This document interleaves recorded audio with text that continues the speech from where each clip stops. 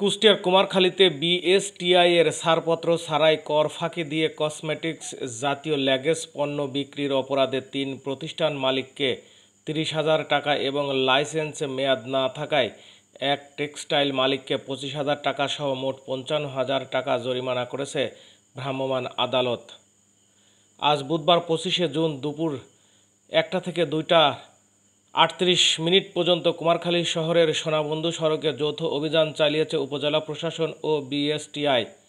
আদালত পরিচালনা করেন উপজেলা সহকারী কমিশনার ভূমি বিজয় কুমার জোয়ারদার।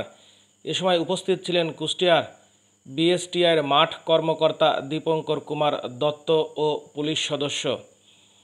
আদালত সূত্রে জানা যায়, বিএসটিআইয়ের ছাড়পত্র ছাড়াই কর ফাঁকি দিয়ে কুমারখালী স্টোর, কৃষ্ণগোপাল দত্ত ও পদ্মা কসমেটিক্স বিভিন্ন প্রকার প্রসাধনী বিক্রি করছে। এসব সংবাদের ভিত্তিতে বুধবার দুপুরে যৌথ অভিযান চালায় উপজেলা প্রশাসন ও বিএসটিআই।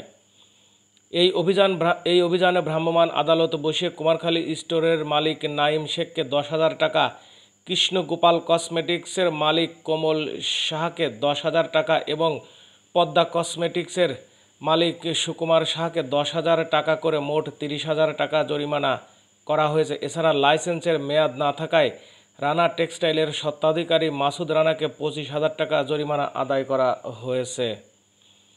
এই তথ্য নিশ্চিত করেন উপজেলা সহকারী কমিশনার ভূমি বিজয় কুমার জোয়ারদার। বলেন, ছাড়পত্র ছাড়াই কর ফাঁকি দিয়ে ল্যাগেজ পণ্য বিক্রি এবং বৈধ লাইসেন্স না থাকার অপরাধে ৪ প্রতিষ্ঠান মালিককে ৫৫,০০০ টাকা জরিমানা করা হয়েছে। এই ধরনের অভিযান নিয়মিত অব্যাহত থাকবে।